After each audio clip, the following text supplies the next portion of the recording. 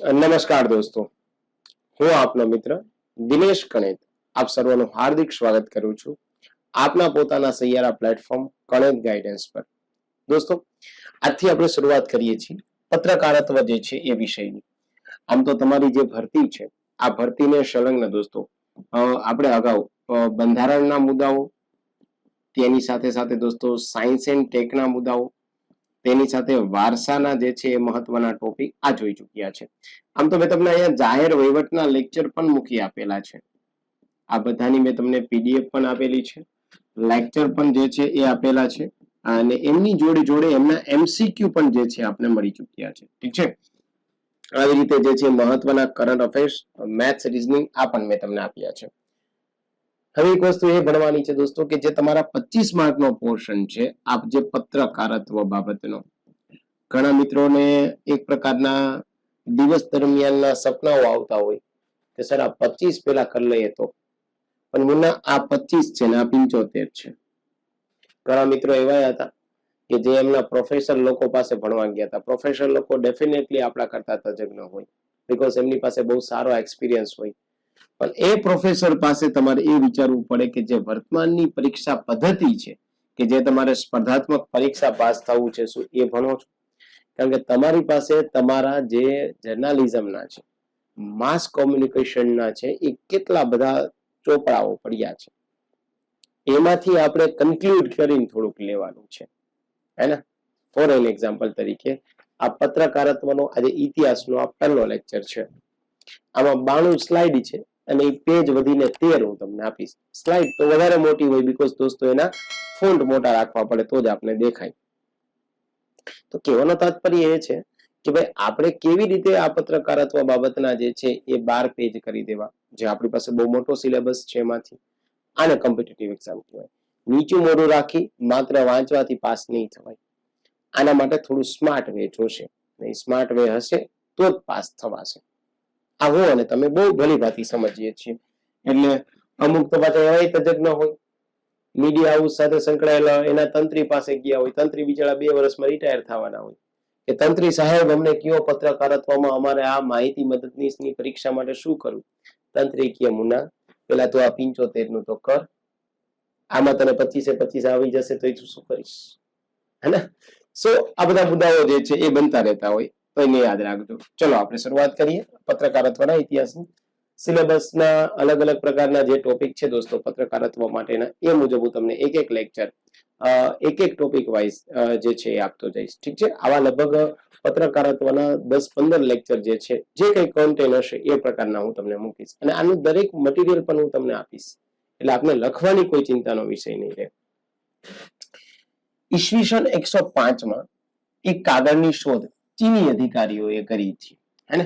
અને આ કાગળની શોધ કરવાનો જે છે એ કોઈનો પૂરેપૂરું કન્ટ્રીબ્યુશન હોય તો એ ચીની લોકોને જાય છે, કારણ કે દોસ્તો જે છે એ નવું નવું જે છે એ સંશોધન કર્યા કરે છે, નવી નવી બાબતો જે છે જોયા કરે છે, એટલે આ ચીની લોકોને જે છે એ ફાળો જાય છે.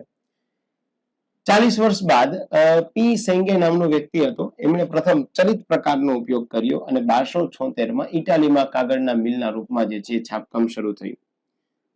અને આના માટે થઈ અને સેંકડો વર્ષો લાગી ગયા, બીકોઝ આપ જુઓ દોસ્તો ઈસવીસન 105 અને ત્યારબાદ 1276 જોહાન્સ ગુટેનબર્ગ તેમના ગુટેનબર્ગ પ્રેસ પર જે છે પુસ્તકો અને પત્રિકાઓ જે છે અસરકારક રીતે છાપવા માટે એક પદ્ધતિ સુધારી, ત્યાં સુધી જે છે એ બીજા 200 વર્ષ જે છે લાગી ગયા.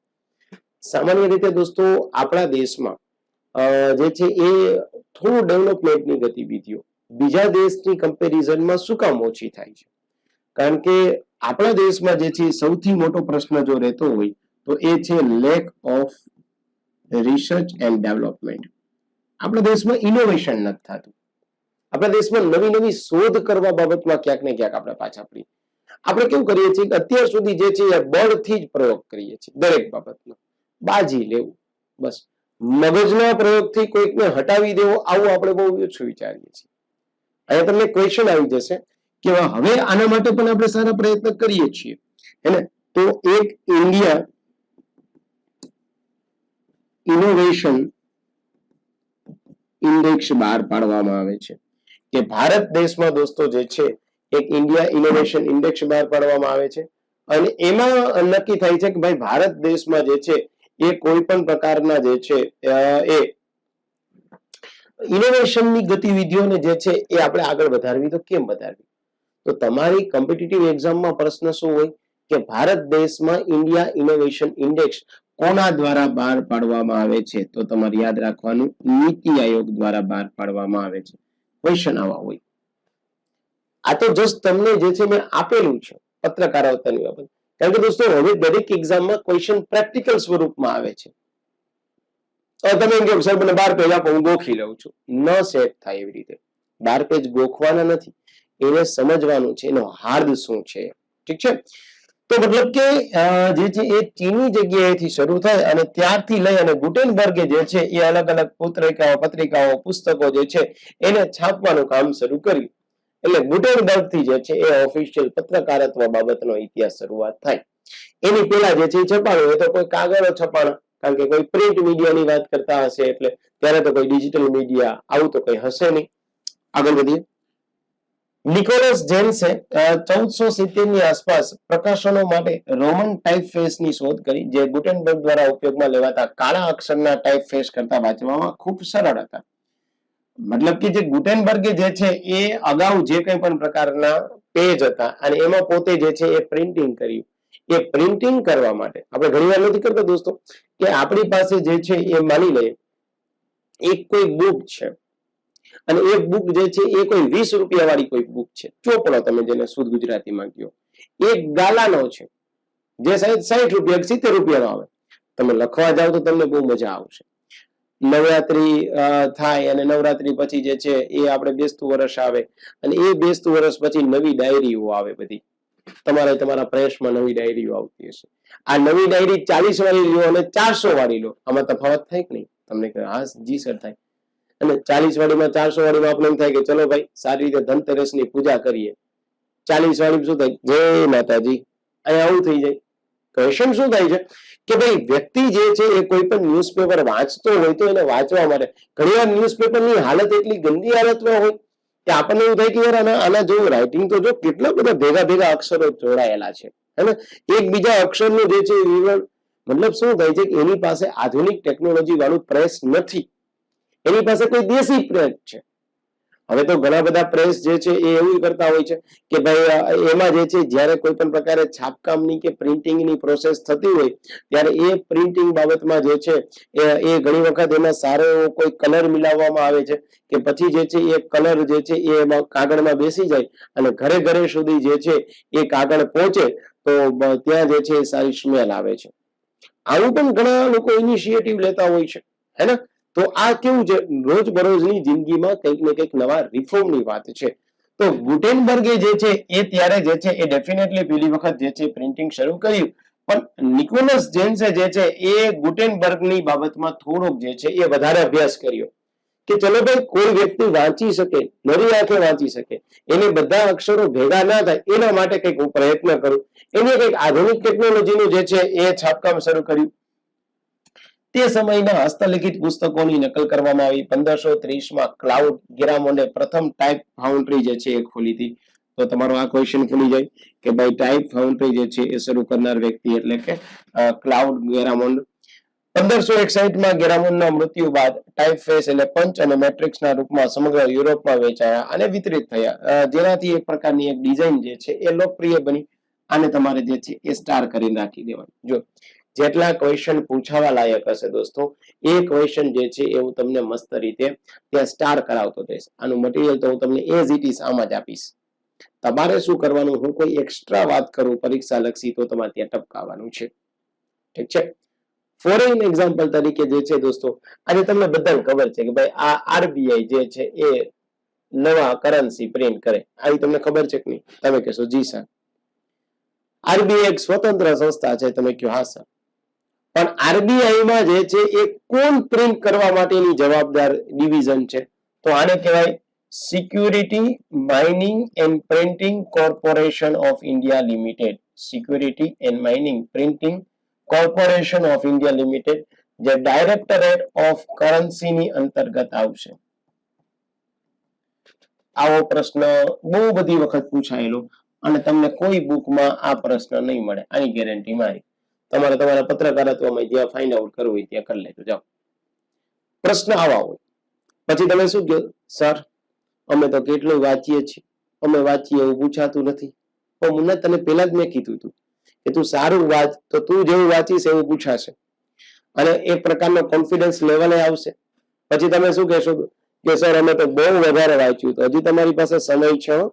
આજના દિવસથી હું ગણું તો તમારી પાસે મહિનો દિવસ બહુ સારો છે જો આપણે એનો ઉપયોગ કરતા આવડે ને તો. પણ આપણે ખાલી હોશિયારી કર્યા કરશું અને સેલ્ફ સ્ટડી કર્યા કરશું. જો ભાઈ દરેક વ્યક્તિ દરેકની ફિલ્ડમાં જે છે એક્સપર્ટ હશે.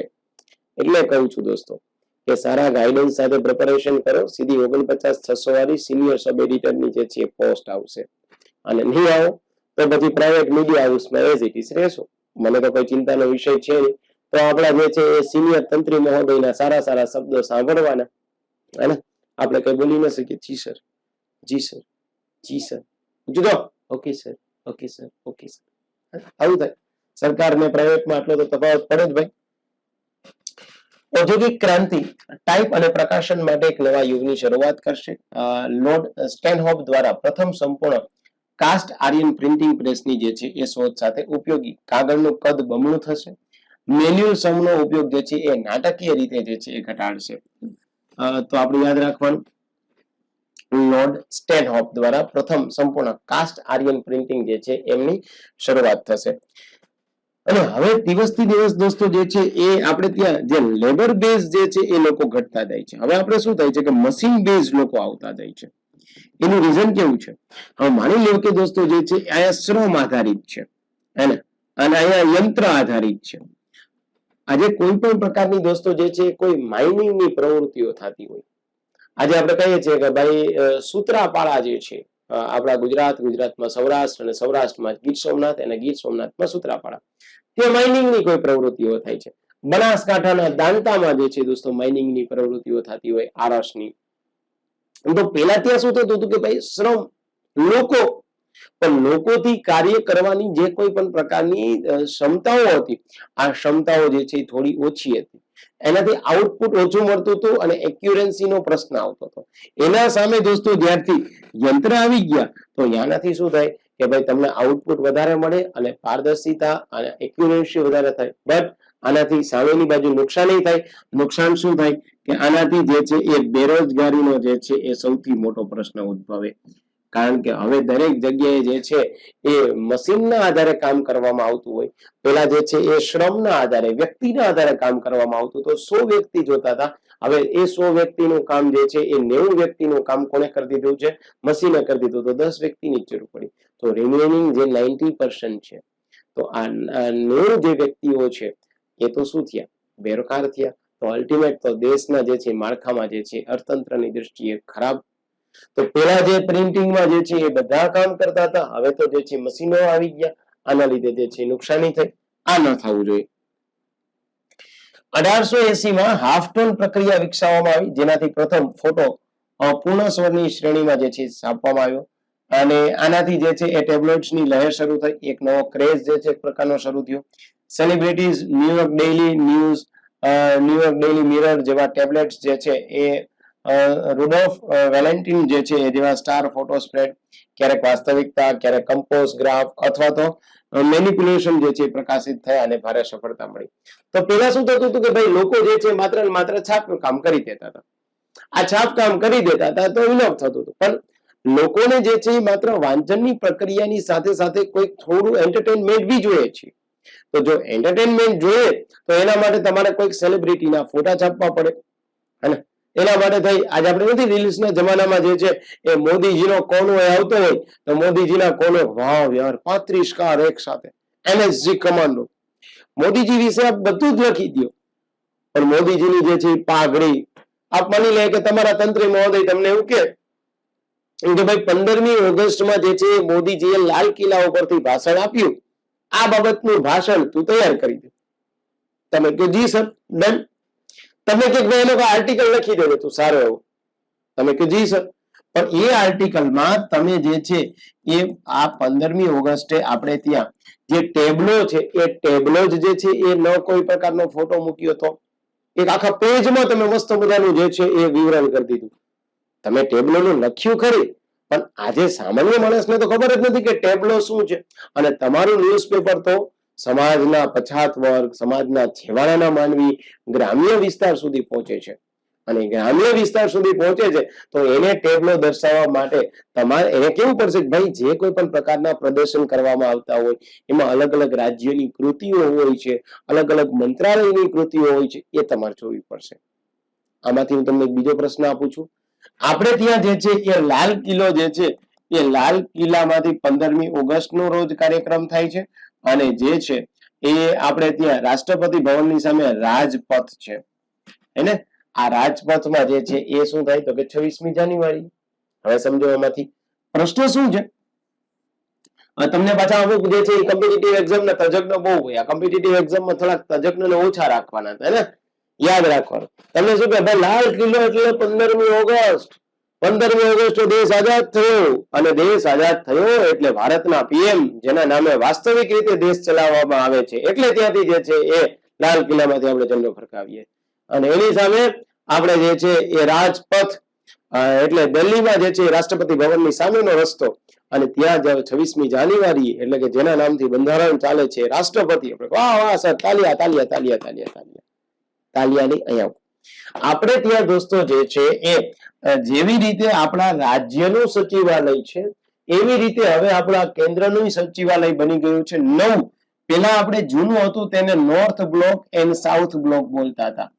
નોર્થ એન્ડ સાઉથ બ્લોક, એને ત્યાં પીએમ અને મંત્રીઓ બેસતા હતા. અને હવે આપણે બનાવી દીધું છે એને કહેવાય કર્તવ્ય ભવન. આ આપણા દેશનું નવું એકદમ કોર્પોરેટ બેઝ છે. એને શું બોલાય? કોર્પોરેટ બેઝ જે ભવન છે એને કહેવાય કર્તવ્ય ભવન. અને આ રાજપથ છે એનો જે છે હવે કર્તવ્ય જે છે એ રોડ નામ રાખી દીધું છે. આવા પ્રશ્ન હોય. ડન છે? આ તમારે સાથે લખવું પડશે. ડન છે? ત્યાં જે છે અલગ અલગ પ્રકારના ગ્રાફ આપવામાં આવ્યા, અલગ અલગ પ્રકારની ડિઝાઇન આપવામાં આવી, અલગ અલગ પ્રકારના વ્યક્તિઓના જે છે ફોટોગ્રાફ્સ મૂકવામાં આવ્યા. 19મી સદીના અંત અને 20મી સદીની શરૂઆતમાં પ્રિન્ટ મીડિયા ગ્રાફિક ડિઝાઇન માટે મહત્વપૂર્ણ એક સમય હતો. ટેકનોલોજીઓની ઘણી બધી હિલચાલ થઈ, નવું જે છે ચળવળો શરૂ થઈ દોસ્તો. એના પ્રભાવના લેઆઉટથી લઈ એના ફોન્ટ, એના ચિત્રો સુધીના તમામ પ્રકારના ડિઝાઇન પર જે છે એ શાસન કરતા. લિબર્ટી એન્ડ કંપનીએ લિબર્ટી ઓફ લંડન જેવી કેટલીક કંપની કે જે શૈલીને લોકપ્રિય બનાવી આધુનિક સમાજમાં હજુ પણ જે છે પ્રચલિત છે. પ્રિન્ટ મીડિયામાં આ ચળવળનું વજન મુખ્યત્વે તે સમયગાળાના પોસ્ટરમાં જોવા મળે. સુંદર સ્ત્રીઓ, ફૂલો, પક્ષીઓની આસપાસ કેન્દ્રિત ભવ્ય વળાંકો, પાંદડાઓ, છોડના રૂપરેખાઓ દર્શાવવામાં આવ્યા હતા. મતલબ જે જેવો આર્ટિકલ, જે જેવી પોસ્ટ એની સાથે સંબંધિત જે છે એ કોઈ મુદ્દાઓ જે છે મૂકવામાં આવતા હોય. આજે આપણે અમદાવાદમાં છે દોસ્તો. હવે અમદાવાદમાં ફ્લાવર શો અમદાવાદ મ્યુનિસિપલ કોર્પોરેશને થયો. હવે અમદાવાદમાં ફ્લાવર શોમાં દોસ્તો જે છે એ તમે કોઈ આર્ટિકલ લખ્યો અથવા તો તમારા ન્યૂઝપેપરમાં લખ્યું, સારી વાત છે. પણ ત્યાં જે છે એ ફ્લાવર શોને વહીવટી દ્રષ્ટિકોણથી પ્લસમાં વ્યક્તિને એમાંથી શું મળે છે, હે ને? વ્યક્તિ જે છે એ કદાચ ફ્લાવર શોમાં જાય તો એમને ઓછી હેરાનગતિ કેમ થાય, તો એ તમે તમારા જે છે એ ન્યૂઝપેપરમાં અથવા તમારા ઇલેક્ટ્રોનિક યા તો ડિજિટલ મીડિયામાં મૂકી દીધું હોય તો બહુ સારું થાય. પણ યાદ રાખવું પડે તમારે કે તમે જે કોઈ રૂપરેખા દર્શાવી છે એ ગલત ના હોવી જોઈએ. કે તમે કોઈ ફોટોગ્રાફ્સ મૂક્યો એ ફોટોગ્રાફ્સ એવો ન હોવો જોઈએ કે જે ગયા વર્ષનો હોય. તો આનાથી શું થશે? તમારા મીડિયાની એક પ્રકારની છબી ખરાબ થશે. એટલે પંક્ચ્યુઅલિટી આ હોવી જોઈએ, ક્લિયરન્સ હોવું જોઈએ, તમારો એક પ્રકારનો શાર્પ માઇન્ડ હોવો જોઈએ. હવે તમે આવું બધું તમે તો ગૂગલમાં સર્ચ કરીને સીધો મૂકી દીધો, નહીં એવું નહીં ચાલે. બીકોઝ ત્યાં તમે રિપ્રેઝન્ટ કરો છો કોને? તમારા મીડિયા હાઉસને. એવી રીતે તમે ડિપાર્ટમેન્ટમાં આવો છો તો તમે જે છે રિપ્રેઝન્ટ કોને કરો છો? તો કે તમારા માહિતી ખાતાને. તમારી એક ભૂલ તમને નહીં નડે, તમારા ડિપાર્ટમેન્ટને નડશે. એટલા માટે જે છે એ આવી બધી બાબતો જ્યારે આપણે મૂકતા હોય કે ફૂલો છે, પક્ષીઓની આસપાસ જે કેન્દ્ર હોય, તો એ જે છે એ તમારે પુખ્તા માહિતી તમારી પાસે હોવી જોઈએ. જે લિબર્ટી એન્ડ કંપની એમણે જે તે વખતે જે છે આ બધી શરૂઆત કરી અને આ ચળવળે એના જે છે બહુ બધી કોપીઓ વેચાતી હતી, એટલે જે છે ઘર ઘર સુધી, વ્યક્તિ સુધી, ઓફિસ સુધી પહોંચી. 1800ના દાયકાના અંતમાં પ્રિન્ટ ઉદ્યોગમાં જે છે મીડિયા બેરોનનો ઉદય થયો. જોસેફ પુલિન્ઝર, વિલિયમ જે છે રેડલ્ફ ફર્સ્ટ જેવા માણસો હતા. જેમણે પ્રકાશન કંપનીઓ ચલાવતા હતા અને જાહેરાત અને પત્રકારત્વમાં નફો થાય. પોલીસ જન અને હસ્ટ બંને રાજકીય કારકિર્દી બનાવતા રહ્યા. જ્યારે પ્રિન્ટ હાઉસ અને અખબારો વચ્ચે તીવ્ર સ્પર્ધાઓ જે છે વધતી ગઈ, ત્યારે પણ જનતાના રસ અને પ્રિન્ટ મીડિયાની લોકપ્રિયતાને ઉત્તેજિત કરવાનું જે છે એ યોગ્ય જણાતું. 1935માં ઇલેક્ટ્રિક ટાઈપરાઇટર બજારમાં આવ્યું, જેથી કરીને જે છે એ મેન્યુઅલ બધું બંધ થયું. બીજું વિશ્વયુદ્ધ બાદ ટાઈપરાઇટર વ્યક્તિગત અને વ્યવસાયિક બંને દુનિયામાં જે છે લોકપ્રિય, જેનાથી લોકોની લખવાની રીત હંમેશા માટે બદલાય.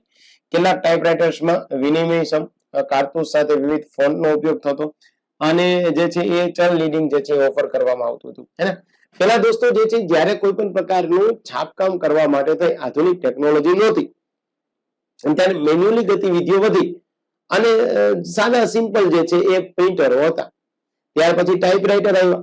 ટાઈપરાઇટરથી પેલાની કમ્પેરિઝનમાં થોડોક સમય જે છે એ બચ્યો આપણો, થોડો ખર્ચ બી બચ્યો આપણો, પણ હજી પણ જે વ્યક્તિને જોઈએ છે એટલું તો ત્યાં મળતું જ નહોતું. એટલે હજી નવા નવા ઇનોવેશન કરતા રહ્યા, નવી નવી કંપનીઓ જતા રહ્યા. અને હવે મેં તમને કીધું ને કે ભાઈ જે છે એ આપણે ત્યાં આ જે કોઈ પણ પ્રકારે બંને હતા, પુલિન્ઝર અને હર્સ્ટ બંને રાજકીય કારકિર્દી બનાવતા રહ્યા.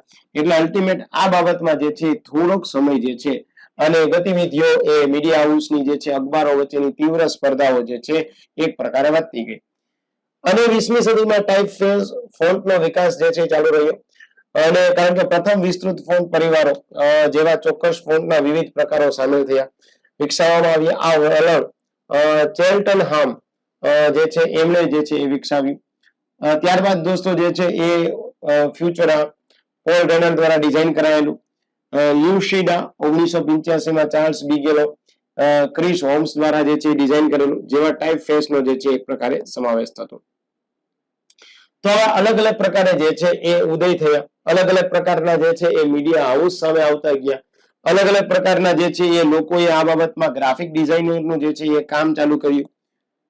ટાઈપ ડિઝાઇનનો વિકાસ ચાલુ હતો. હવે હાથેથી કાપવામાં કે યાંત્રિક રીતે કાસ્ટ કરવામાં નહીં આવે, પરંતુ તેના બદલે બીટમેપ આઉટલાઇન જે છે એ કોમ્પ્યુટર ફાઇલ તરીકે અક્ષર દ્વારા જે છે ડિજિટલાઇઝ કરવામાં આવે. જનરલ ઇલેક્ટ્રોનિક કંપનીઓ શરૂઆતનો ખ્યાલ આવ્યો કે કોમ્પ્યુટર ગ્રાફિક્સ તેની જાહેરાતમાં જે છે ધાર આપશે.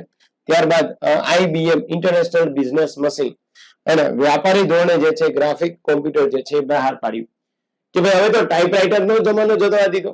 હવે તો કોમ્પ્યુટરમાં જ જે છે કોઈ પણ વસ્તુને પ્રોગ્રામને સેટ કરો, એમાં જ ટાઈપ કરો, એમાં જ ફોટો મૂકો અને ત્યાંથી જે છે એ પ્રોગ્રામને કંટ્રોલ કરો એટલે તમારા મશીનમાં જે છે છપાઈ જશે. એટલે એક પ્રકારે જે છે એ સમય ઘણો બધો લઈ લીધો, પણ સમય લઈ લીધા બાદ વર્તમાનની જરૂરિયાત જે છે એના પરિપ્રેક્ષ્યમાં જે છે આપણી રીતે સારું કામ કરતા ગયા. હવે એક પ્રશ્ન એ થાય કે ચલો ભાઈ વિશ્વ કક્ષાએ આ બધું થયું, તો ભારતમાં પત્રકારત્વનો ઇતિહાસ જે છે એ શું કહે છે? ભારતમાં પ્રિન્ટ મીડિયાનો વિકાસ કેવી રીતે થયો છે? આ પણ એક પ્રશ્ન આવી જાય છે. પ્રિન્ટિંગ કલાની શોધ જે છે એનો શ્રેય તો કોને? ચીનના લોકોને જાય છે. આપણે શરૂઆતમાં જોઈ છે. કાગળનું ઉત્પાદન પણ ચીનમાં થયું હતું. પ્રથમ પુસ્તક જે છે એ 859માં એડીમાં, એટલે કે આપણે જે છે એ 859 પૂર્વેમાં ચીની લોકો દ્વારા કર્યું. ચાઇનીઝ કોર્ટે ગેઝેટ એ પીકિંગમાં જે છે પ્રકાશિત સૌથી જૂનો અખબાર હોવાનું કહેવામાં આવે છે. તો જો વિશ્વમાં મીડિયામાંથી ક્વેશ્ચન પૂછવો હોય તો આ પ્રશ્ન જે છે પૂછી શકાય. સૌથી જૂનું જે છે એ અખબાર ચાઇનીઝ કોર્ટ ગેઝેટ પીકિંગમાં જે છે પ્રકાશિત થયું હતું તે આ તમે જોઈ શકો છો, હે ને. આ સૌથી જૂનું. આ રીતે જે છે એ તમને દરેકનો હું તમને ફોટોગ્રાફ્સ બી આપીશ, બને ત્યાં સુધી ફોટોગ્રાફ આપીશ, જેથી કરીને તમને ખ્યાલ આવે કે કેવી રીતે જે છે એ પ્રિન્ટિંગની જે છે ગતિવિધિઓ થતી.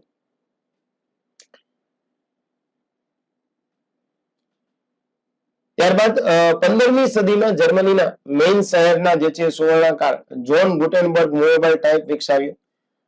લાકડાના બ્લોક્સના બદલે ધાતુના ટાઈપ માટે યોગ્ય શાહીની શોધ કરી. 1456માં ગુટેનબર્ગ બાઇબલની લગભગ 300 જેટલી નકલો છાપી. ધીમે ધીમે વિશ્વ દેશોમાં પ્રિન્ટિંગ પ્રેસ જે છે સ્થપાતા ગયા. ઇટલીના વેનિસ શહેરમાં પણ પ્રિન્ટિંગનું એક સમૃદ્ધ જે છે એ કેન્દ્ર બન્યું. સરકારો અને ચર્ચોએ પ્રિન્ટિંગ પ્રેસને જે છે સમર્થન આપ્યું, કારણ કે ત્યાંથી જે છે એ બાઇબલ જે કોઈ ધાર્મિક ગ્રંથો છે તો એ ધાર્મિક ગ્રંથોનો અલ્ટિમેટ વિકાસ કરવો હોય તો એ લોકો સુધી પહોંચવા પડશે. કારણ કે દરેક વ્યક્તિ જે છે એ ધાર્મિક ગ્રંથ જે તે જગ્યાએ ચર્ચમાં કે એના દેવાલયમાં લેવા જાય નહીં. એટલે જો એનો વિકાસ થઈ જાય તો બટ ઓબ્વિયસ છે કે સારી રીતે જે છે એ ધર્મનો પ્રચાર પણ કરી શકાય. આપણે ત્યાં 1476 માં ઇંગ્લેન્ડના પ્રથમ પ્રિન્ટર કેક્ટસ ને વેસ્ટમિનિસ્ટર જે છે એ પ્રેસ સ્થપાયું. કોલોનમાં છાપકામની કળા શીખી. અંગ્રેજી ભાષામાં પણ પુસ્તકો છાપ્યા, જ્યારે તેમના પહેલા આ ફક્ત લેટિન જે છે એમાં છાપવામાં આવ્યું. બુલેટિન સમાચાર પત્રિકાઓ જે છે એ છાપવામાં આવી. શાહીની ઘોષણા થઈ. આદેશો પણ દિવાલ પર જે છે ચોંટાડવામાં આવતા અથવા તો પથ્થરો પર લખાયેલા હતા. 16મી સદીના મધ્યમાં યુરોપમાં સવારના અખબારનો આકાર થયો. સૌપ્રથમ વેપાર ગૃહોએ સમાચાર પુસ્તકો પ્રકાશિત કર્યા. પછી સામાન્ય રીતે આ સમાચાર પુસ્તકોમાં સામાન્ય હિત માટેના રાજકીય આર્થિક સમાચારો જે છે સમાવિષ્ટ હતા. 1560માં જર્મની અને સ્વિટ્ઝરલેન્ડના કેટલાક શહેરોમાં સિરિયલ નંબર વાળી ન્યૂઝ શીટ છાપવા લાગી. 1609માં 2 ન્યૂઝ શીટ જે છે જર્મનીથી અવિશા અને સ્ટાર્કબર્ગથી જે છે એ રિલાયન્સ નિયમિતપણે પ્રકાશિત થયા. 1618 સુધીમાં હોલેન્ડના એમ્સ્ટર અંગ્રેજી, ફ્રેન્ચ, ડચ, જર્મની ભાષાઓમાં પણ જે છે એ સાપ્તાહિક જે છે એ પ્રકાશિત થયા હતા. આવા તમને અલગ અલગ પ્રકારના જે છે 1665માં ઓક્સફોર્ડ ગેઝેટ જે છે એ સ્થાપિત થયું હતું. આ એક નિયમિત પ્રકારના અખબાર હતા જે અઠવાડિયામાં 2 વાર જે છે એ પ્રકાશિત થતા હતા. કારણ કે શરૂઆતના લેવલે એવું થતું હતું કે તમારે અખબાર છાપવું છે, પણ એ અખબાર છાપવા સમયે આ બધા સમયે અત્યારે તો કેવું થાય કે કોઈ પણ પ્રકારની ઘટના બને છે તો ઇન્સ્ટન્ટ જે છે એ વ્યક્તિ પાસે આવી જાય. બીકોઝ આપણી પાસે કોમ્યુનિકેશનના એવા સાધન છે. કોઈ પત્રકાર જે છે એ માની લે કે અમદાવાદમાં ચંડોળા તળાવમાં જે છે એ કોઈ ડિમોલેશનની કાર્યવાહી થઈ તો સીધો જ એના તંત્રીને કોલ કરી દે. એના તંત્રી જે છે એ 11 વાગે કઈક ભાઈ ચલો આની મેટર છાપી નાખો અને સાંજ સમાચારમાં આવી. અથવા તો જે છે એ રાતે કોઈ ઘટના બની હોય, આપણે તો રાતે સુઈ ગયા હોય, આપણે 10 વાગે ચલો સુઈ જાઓ ભાઈ, અને 10:30 કોઈ ઘટના બની છે તો 10:30 બનેલી ઘટના નેક્સ્ટ ડે સવારે મોર્નિંગમાં જે છે ન્યૂઝપેપર આવે એમાં આવી જાય છે. ઓ માય ગોડ, આવું થયું હતું? એ તો ગઈકાલે રાતે ઘટના બની છે, પાછું છાપું પ્રિન્ટ થયું, પ્રિન્ટ થઈને ઘરે પડ્યું તો આવી ગયું છે, હે ને? તો આનો મતલબ શું થાય છે કે ત્યારે જે છે એ ઓછા પ્રકાશિત થતા હતા. બીકોઝ લેક ઓફ કોમ્યુનિકેશન હતું. કોમ્યુનિકેશનનો જે છે એ એક પ્રકારનો બેરિયર જે છે ત્યાં આવીને રહી જતો હતો. પરંતુ એટલા માટે જે છે એ 2 વાર પ્રકાશિત થતા હતા. અમેરિકન જોન કેપેબલ દ્વારા શરૂ કરાયેલું પ્રથમ અખબાર 1704માં પ્રકાશિત થયું. બોસ્ટ ઓફ ન્યૂઝલેટર હતું. ભારતમાં જે છે એ પ્રિન્ટિંગ પ્રેસની શરૂઆત 1556માં થઈ હતી. આ પણ યાદ રાખવાનું થાય છે ભાઈ કે ભારતમાં સૌપ્રથમવાર પ્રિન્ટિંગ પ્રેસ. તો વોટ ઓબવિયસ છે ભાઈ, આ 1556 એટલે ક્યારનું વાંચવાનું? 1556 એટલે દોસ્તો જે છે એ અંગ્રેજ કાળની વાત થાય છે, જ્યારે બ્રિટિશ હુકુમત અહીંયા કામ કરતી હતી ત્યારની. કલકત્તામાં અખબાર શરૂ કરવાનો પ્રથમ પ્રયાસ કોણે કર્યો? વિલિયમ બોટ્સ દ્વારા જે છે શરૂ થયો. વાસ્તવમાં જે છે એ જેમ્સ ઓગસ્ટ વિકી નામના વ્યક્તિએ 1780માં કોલકાતામાં પ્રથમ અંગ્રેજી અખબાર જે છે એ શરૂ કર્યું હતું. પ્રયત્ન કર્યો તો વિલિયમ બોટ્સ, પણ સફળ ન થયો. ઓગસ્ટ વિકીએ જે છે એ બંગાળ ગેઝેટ અથવા તો કલકત્તા જનરલ એડવાઇઝર જે છે એ નામનું જે છે એ પત્રકારત્વ અથવા તો પ્રિન્ટિંગ ક્ષેત્રે જે છે એ શરૂઆત કરી છે. તો ભારતમાં આપણે ભારતમાં રહીએ છીએ, ગુજરાતમાં જે છે એક્ઝામ આપવા જવાની છે, તો આ મુદ્દાને જે છે તમારે યાદ રાખી દેવાનો. બંગાળ ગેઝેટ બધાને ખબર છે દોસ્તો, પણ બેંગાલ ગેઝેટમાં વિલિયમ બ્લોટ્સ અને જે છે એ જેમ્સ હિકી, આ બંને વ્યક્તિને તમારે યાદ રાખવા. બંગાળ ગેઝેટ કહેવાય અથવા તો કલકત્તા જનરલ એડવાઇઝર કહેવાય. હવે માની લઈએ કે ભાઈ બંગાળ ગેઝેટનું બીજું નામ આપો તો મુનો જે છે ટાઈ ફીસ થઈ જાય કે ના થઈ જાય, હે ને? પછી કે મેં તો બહુ વાંચ્યું છે, બહુ વાંચ્યું છે દોસ્ત, હે ને? પરીક્ષા પાસ કરવી છે દોસ્તો બહુ સહેલી હોય, એમાં સ્પર્ધાત્મક પરીક્ષા પાસ કરવી એ બહુ સહેલી છે. હું તમને રીઝન આપી દઉં. હવે તમે વિચારો એની પહેલા, બાકી આ સેન્ટેન્સ હું બોલ્યો ને તમે કે સર જબરદસ્ત ફેંક્યું છે, આમાં મને મજા ના આવી, એક કોફી પીવડાવી દો, ચલો ચા પીવડાવી દો, બસ કોફી નહીં. તો ફેંકવાની વાત નથી દોસ્ત. તમે એક સિમ્પલ વસ્તુ સમજો, તમારા આ જે સિનિયર સબ એડિટર છે અથવા તો માહિતી મદદનીશની પરીક્ષાઓ છે, હે ને, આમાં વધીને 1500 ફોર્મ ભરાયા છે. આ તમે માનો છો કે નહીં? મેક્સ 1500. બીકોઝ તમે ખુદ જોવો ને, તમે કોઈ મીડિયા હાઉસમાં સંકળાયેલા હોય, ત્યાં 10 પત્રકાર હોય તો 10 માંથી 5 જ એવા હશે જેની પાસે જર્નાલિઝમની અથવા માસ કોમ્યુનિકેશનની ડિગ્રી હશે. આ તમે માનશો કે નહીં માનો? તમે જી સર. તો 5 બાકીના જે છે એમને તો ફોર્મ જ નથી ભરવાના. અને એ 5 તમે રિમેનિંગ છે જેની જોડે ડિગ્રી છે, એ 5 માંથી પાછા 3 તો એવા હશે કે આપણે ભાઈ આપણી લાઈફથી ખુશ છે, આપણે તંત્રીના જે શબ્દો સાંભળી લેશું, બસ આપણે એડિટરના શબ્દ સાંભળી લેશું, બીકોઝ એની એજ થઈ ગઈ છે. એમને ઘરમાં જવાબદારીઓ બધી વધારે છે એટલે એ એટલું વિચારી નથી શકતો. તો તમારી જોડે બે વ્યક્તિ રહ્યા, તમારી બેની કોમ્પિટિશન થઈ. તો આમ કરીને તૈયારી કરનારો વર્ગ જે છે એ એકચ્યુઅલી 1500 માંથી માત્ર 500 છે. હજારે તો માત્ર ફોર્મ ભર્યા છે, માત્ર ફોર્મ ભર્યા છે. એટલે યાદ રાખજો, હું તમને રોજ એમસીક્યુ આપું ને, જોજો તો કેમ એમસીક્યુ રોજ સોલ્વ નથી કરતા? ડર છે ભાઈ, કરવાનું શું આમાં મારે. અને હવે સમજો તમે, તમારી જગ્યા દોસ્તો જે છે એ માની લે કે 47 જગ્યા છે, અને હું એક સેકન્ડ માટે 50 માનું છું, એપ્રોક્સ આંકડો લેવા માટે. આના 6 ગણા બોલાવે મુખ્ય પરીક્ષા માટે, તો તમારે જે છે એ 300 વ્યક્તિઓ થશે મુખ્ય પરીક્ષા માટે. તો 500 માંથી તમારે 300 માં આવવાનું છે. તમારી પ્રિલિમ્સ તો એમને પાસ થવાઈ જશે ભાઈ. થવાય છે કે ન થવાય છે? ઓફકોર્સ થવાય. તો તમે શું 500 માંથી 300 માં ન આવી શકો? આવો એક સારો તમારો મગજનો નજરિયો હોવો જોઈએ. પણ આ 300 માં આવવા માટે આ બીજા 200 ને બીટ કરવા, આ ઓલરેડી મરી ગયેલા જ છે દોસ્તો. આ 1000 છે ને એ કોમામાં છે, કોમામાં મતલબ જીવે છે. એને જે છે એ કોઈ પેલું છે નહીં, ફોર્મ ભર્યા છે, પ્રિપેરેશન ના નામે ઝીરો છે. પૂછવું હોય તો કદાચ કોઈ મારી ઉપર ટ્રસ્ટ ન કરતા તમારા કોઈ પત્રકાર મિત્રો હોય અથવા તો જર્નાલિઝમ કર્યું હોય ને પૂછી લેજો તો કે ભાઈ તું તૈયારી કરે? ના ના ના, ક્યાં શું કરે છે એમ. Bachelor of journalism and mass communication, BGMS, એ તમારી પર ડિગ્રી છે, તૈયારીના નામે ઝીરો. એટલે કહું છું દોસ્તો, પરીક્ષા પાસ આ કરવી તમારા માટે બહુ સહેલી છે જો આપને સ્માર્ટ વર્ક આવડતું હોય ને તો. આગળ વધીએ. ઇન્ડિયાઝ ફર્સ્ટ ન્યૂઝપેપર પબ્લિશ, જો આ મને બેઠો ને જારી બંગાળ ગેઝેટ, અને હિકીઝ બંગાળ ગેઝેટ જો લખ્યો હોય દેખાય છે. અને એમાં પાછું જો નીચે દેખાશે કલકત્તા જનરલ એડવાઇઝર. આવ્યું કે ના આવ્યું? થોડુંક જે છે તમને ફોટામાં નહીં દેખાતું હોય એટલે. તો આવા ક્વેશ્ચન હોય દોસ્ત. Next one. અખબારમાં ફક્ત 2 પાનાઓ હતા. ઈસ્ટ ઇન્ડિયા કંપનીના નોકરોના ખાનગી જીવન, તેના ઉચ્ચ અધિકારીઓના જીવન સંબંધિત વાર્તાઓ ઉજાગર કરતા હતા. જે છે એ મેસિંગ અને રીડે ઇન્ડિયા ગેઝેટ નામનું આગામી અખબાર શરૂ કર્યું હતું. તો એ પણ કે બંગાળ ગેઝેટ પછી જે છે કયું આવ્યું તો કે ઇન્ડિયા ગેઝેટ, મેસિંગ અને રીડે. જેમ્સ ઓગસ્ટ એકી અનુભવોથી તેમને ઘણો જે છે ફાયદો થયો હતો. મતલબ શરૂઆતમાં, અત્યારે આપણે દોસ્તો એવું થાય છે કે ભાઈ 15 20 પેજ હોય છે, પણ શરૂઆતમાં બંગાળ ગેઝેટમાં 2 પેજ હતા, અને 2 પેજમાં હતું શું? અંગ્રેજોની નીતિ, અંગ્રેજોના અધિકારીઓની પોતાની લાઈફ, અંગ્રેજના અધિકારીઓ જે છે એમને બ્રિટિશ તરફથી કોઈ પણ પ્રકારનું પ્રોત્સાહન મળ્યું હોય તો આ પ્રોત્સાહન મળ્યું હોય તો એ બધું દર્શાવવામાં આવતું હતું. એના સિવાય તો કઈ દર્શાવવામાં આવતું નહોતું. અને આપણે ત્યાં તો ક્યાં ભણેલા ગણેલા વ્યક્તિઓ હશે ભાઈ એ સમયગાળામાં કે ન્યૂઝપેપર વાંચતા હશે? બિચારા ખેતી કરીને મરી જતા હશે. ખેતી કરીને મરી જવું નહીં, પણ એની સાથે ખેતીનો કર આપીને મરી જતા હશે. અંગ્રેજો કર તો માફ કરતા નહોતા. 1784 માં કલકત્તા ગેઝેટ બીજું અખબાર શરૂ થયું. 1785 માં રિચાર્ડ જોન્સે ચેન્નઈથી પ્રકાશિત થતું મદ્રાસ કુરિયર શરૂ કર્યું. મુંબઈથી પ્રકાશિત થનાર પ્રથમ અખબાર બોમ્બે હેરાલ્ડ હતું. અને 1789 માં સંપાદકો અને પત્રો, જાહેરાતો, મહત્વપૂર્ણ સામાજિક ઘટનાઓ, સમાજમાં પ્રવર્તી ફેશન વિશેના સમાચાર પ્રકાશિત કરવાનું શરૂ કર્યું. અને 1816 માં ગંગાધર ભટ્ટાચાર્ય અને હરચંદ્ર રેએ કલકત્તા બંગાળ ગેઝેટમાંથી બંગાળમાં એક અલગથી અખબાર જે છે શરૂ કર્યું હતું. ભારતીય ભાષાઓમાં પ્રકાશિત થતું પ્રથમ અખબાર. 1818 માં સમાચાર દર્પણ સાપ્તાહિક બંગાળમાં પહેલીવાર શરૂ થયું. અન્ય વિષયો ઉપરાંત ભારતીય વાણિજ્યનો પણ જે છે સમાવેશ થયો હતો, યાની કે ભારતના ઉદ્યોગ ધંધાઓ. પ્રથમ વિશ્વયુદ્ધ દરમિયાન અખબારના પરિભ્રમણમાં નોંધપાત્ર વધારો થયો.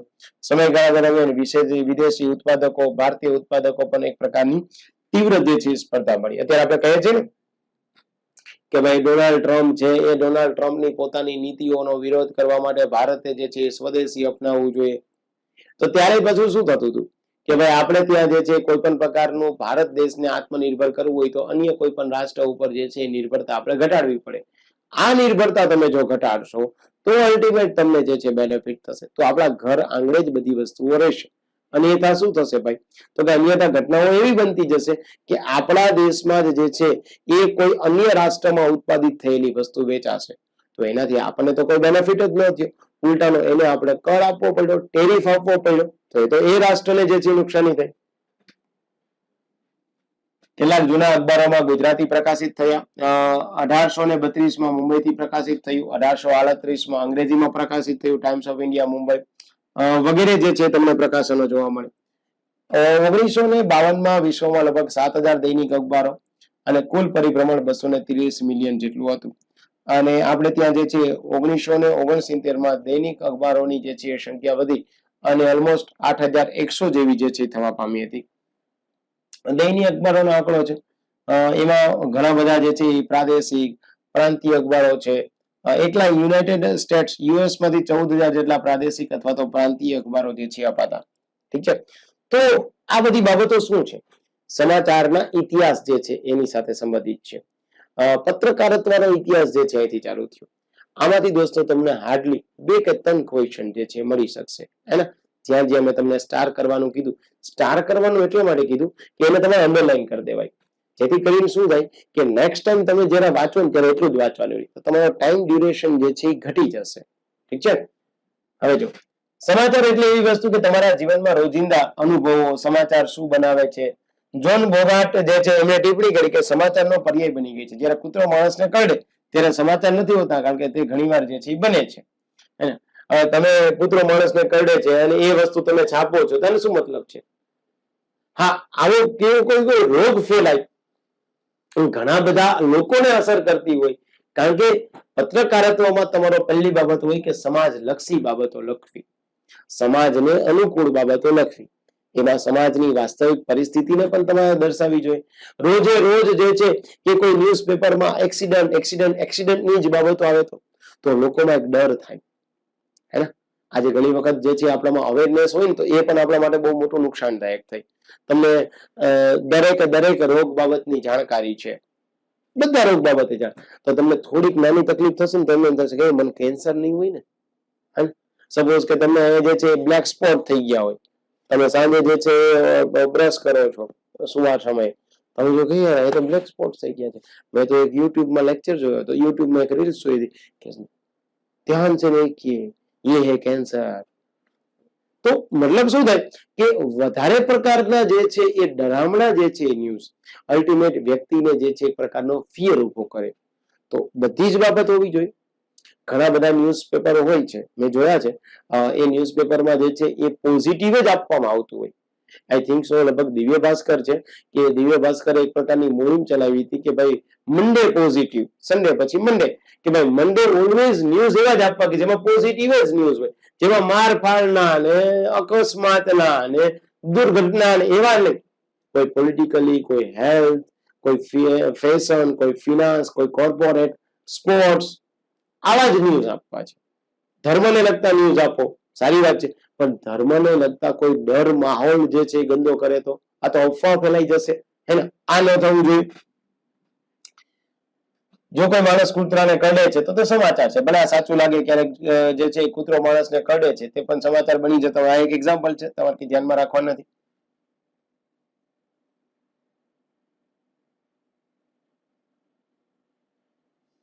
એક્ઝામ્પલ જે છે એ હું તમને કોઈ દિવસ જે છે એ આપીશ નહીં તમારા બુકમાં. હવે એક્ઝામ્પલ કઈ તમને પૂછાવાના નથી. હે ને? Hard news versus soft news. સમાચારમાં વાર્તાઓ મૂળભૂત રીતે 2 પ્રકારમાં વહેંચાયેલી હોય, એક હાર્ડ ન્યૂઝ અને એક સોફ્ટ ન્યૂઝ. હાર્ડ ન્યૂઝ એટલે સામાન્ય રીતે અદ્યતન સમાચાર ઘટનાઓનો ઉલ્લેખ કરે છે, જે તાત્કાલિક અહેવાલ આપવામાં આવે છે. જ્યારે સોફ્ટ ન્યૂઝ એટલે પૃષ્ઠભૂમિની માહિતી અથવા માનવ હિતની વાર્તાઓ જે છે એ આપવામાં આવેલી છે. હાર્ડ ન્યૂઝ એટલે શું?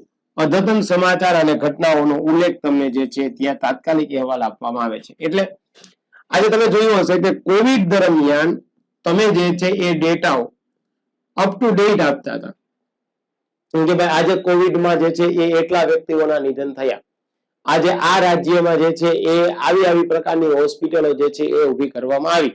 આવું. અને એની સામે સોફ્ટ ન્યૂઝ એટલે શું? પૃષ્ઠભૂમિની માહિતી અને માનવ હિતની વાર્તાઓ કે ભાઈ માણસ જે છે એ કેન્દ્રિત હોય, માણસનું હિત.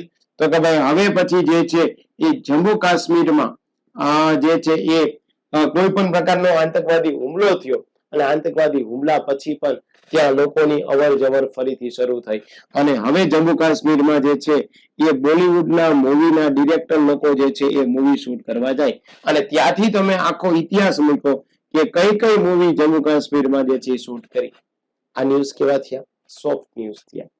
પેલા ઇન્સ્ટન્ટ ડે ટુ ડે. આમાં શું તમે ડે ટુ ડે ની માહિતી આપી? ના, આ તો ઐતિહાસિક વર્ણન કર્યું. આ તો તમે પૃષ્ઠભૂમિની જે છે વાત કરી, પેલામાં તો તમે ડે ટુ ડે ની ઘટનાઓ લખી છે. ઠીક છે, આવા પ્રેક્ટિકલ એક્ઝામ્પલ જોવાના તો તમને આવડી જશે.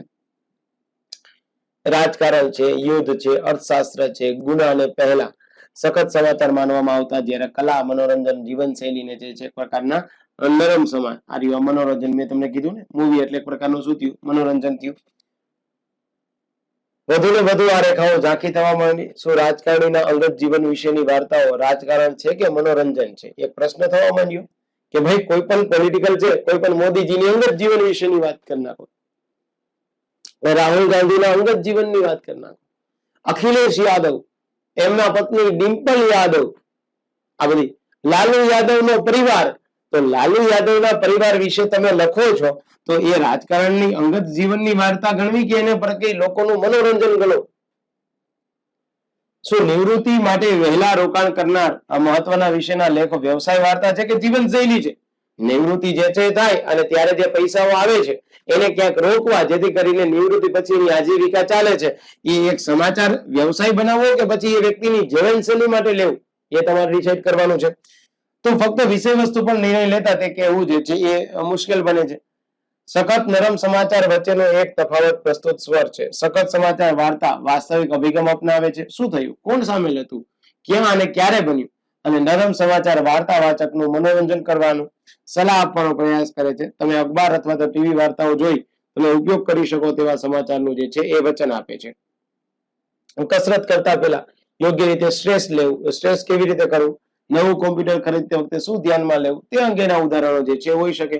હાર્ડ અને સોફ્ટ ન્યૂઝ વચ્ચેનો તફાવત જાણવાથી તમને ખ્યાલ પડે કે સમાચાર કેવી રીતે આવરી લેવામાં આવશે.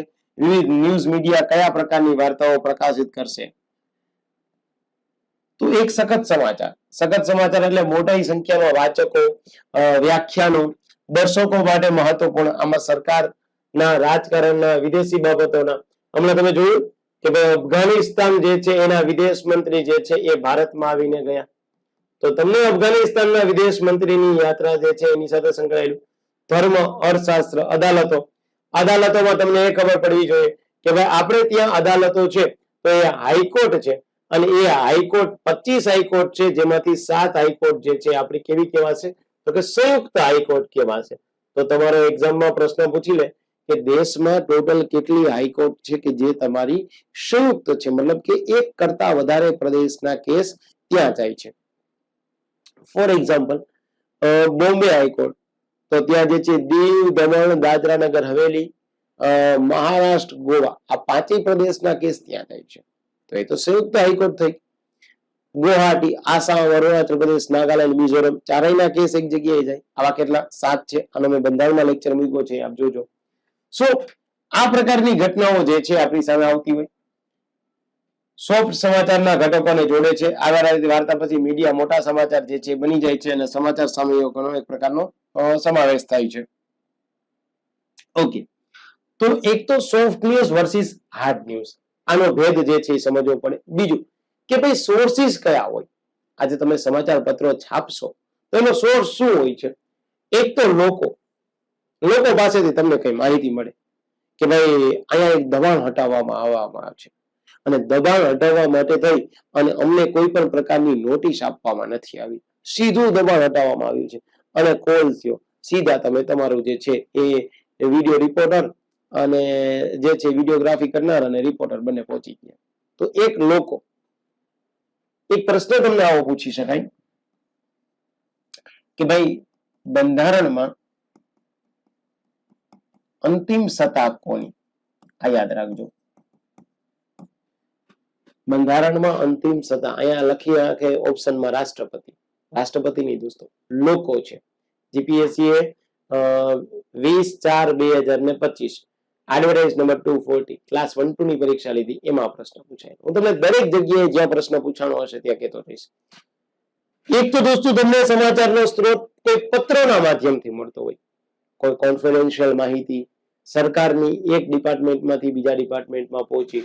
ફોર એક્ઝામ્પલ તરીકે આજે જે છે એ હોમ મિનિસ્ટ્રીમાંથી સરકારને, ગવર્મેન્ટ ઓફ ગુજરાતને નવા ડીજી સરની જે છે એ નિમણૂક કરતો કોઈ પત્ર જે છે મોકલવામાં આવે અને એ પત્રકાર તમારી પાસે હાથ લાગી ગયો, તમે કહો યસ હવે ગુજરાતના આકસ્મિક જે છે એ સંજોગોમાં આ ડીજી બનવાના છે.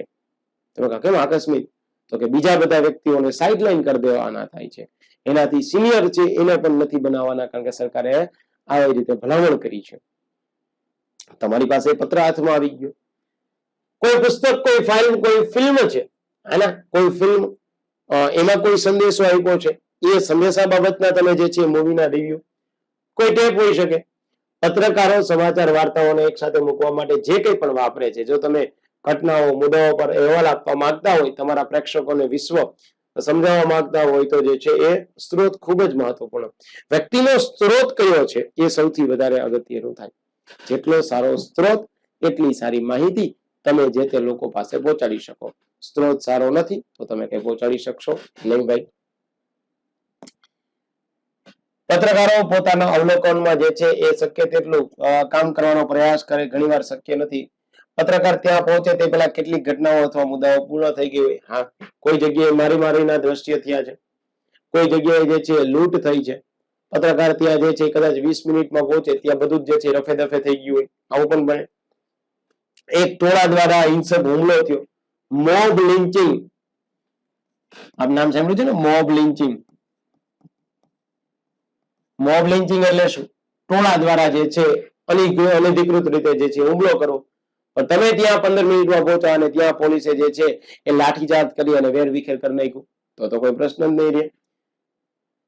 પત્રકાર ત્યાં પહોંચે તે પહેલા જ કેટલીક ઘટનાઓ કે મુદ્દાઓ પૂર્ણ થાય. અન્ય છોડ જેવા હોય છે જે ફક્ત તેમના થડ અને પાંદડા જમીન પર દર્શાવ્યા મહત્વપૂર્ણ મૂળ જે છે એ દ્રષ્ટિથી જે છે એક પ્રકારે છુપાયેલો હોય છે. એક તો રિપોર્ટર્સ, સ્ત્રોતનો પ્રકાર કયો છે? એક તો રિપોર્ટ્સ.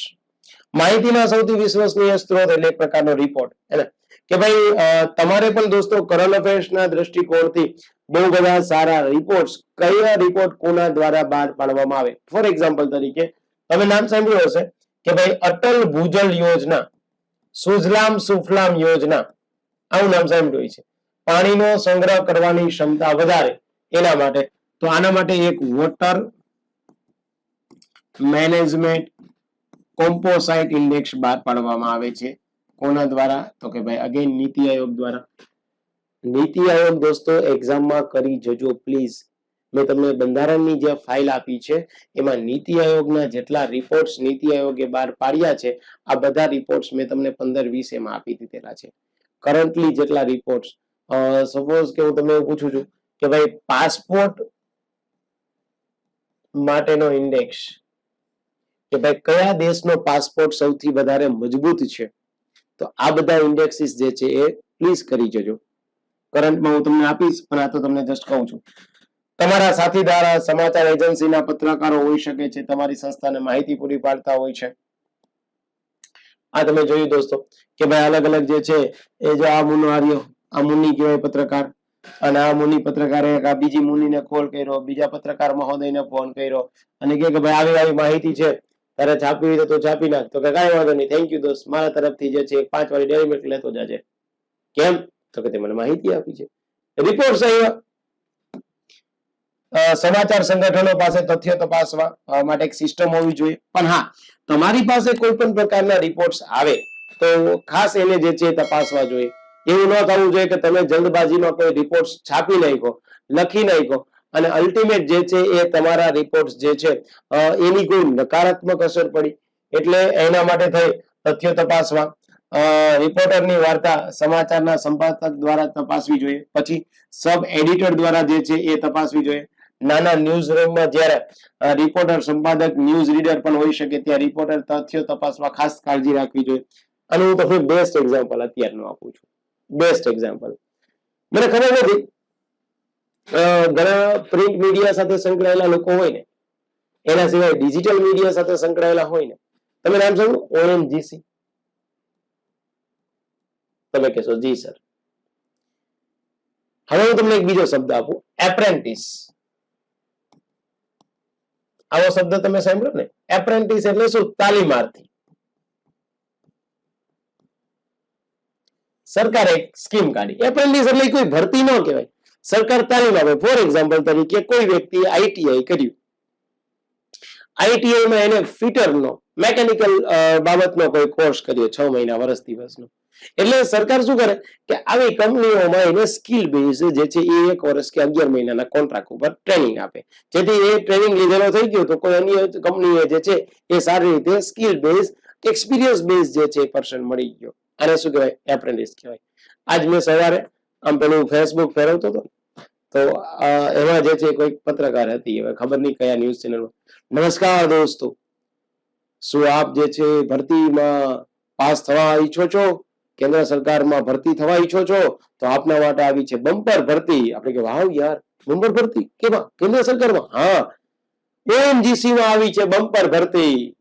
તો જાણો તમામ પ્રકારની પ્રક્રિયા ONGC માં જે છે કેવી રીતે ફોર્મ ભરવું અને આપ થઈ શકો કાયમી કર્મચારી. એ થોડુંક જો આ ભરતી નથી, આ એપ્રેન્ટિસ છે. આ કોને ખબર પડશે? જે દેશ દુનિયાની તમામ ઘટનાથી વાકેફ છે એને. જે તાલીમાર્થી છે ને એને ખબર જ નહીં પડે, એને એમ થાય વાવ ભરતી છે. પેલા ભાઈ તમે આખો નોટિફિકેશન તો વાંચો.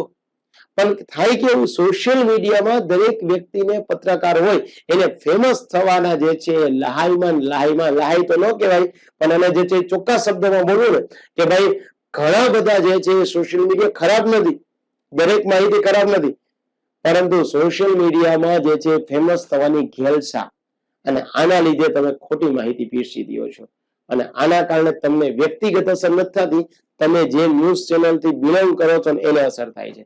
તો તમારે તમારા રિપોર્ટને જોવા જોઈએ. હે ને?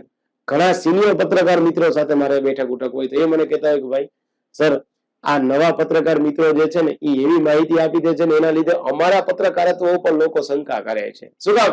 કારણ કે એક પત્રકાર આવી માહિતી આપી એટલે કે બધા આવા જઈશે. તો ઇન શોર્ટ આ બધામાં મોરલ ઓફ ધ સ્ટોરી શું છે? આ પત્રકારને જાણવું પડે કે ભાઈ આ ભરતી નથી, આ એપ્રેન્ટિસ છે, આ તાલીમ આપે છે ખાલી, કોઈ ONGC ની ભરતી નથી. પણ એના માટે તમારે થોડીક તસ્તી લેવી પડે, ONGC ની વેબસાઇટમાં જવું પડે, એની વેબસાઇટમાંથી નોટિફિકેશન ડાઉનલોડ કરવું પડે, એ નોટિફિકેશનના 40 પેજ વાંચવા પડે, એનું કન્ક્લુડ કરવું પડે. આ તમારે યાદ રાખવું પડે. તો તમે માહિતી ખાતામાં આવો છો, આવી તકેદારી નહીં રાખો, તમે શું પત્રકારત્વ ભણ્યા ભાઈ?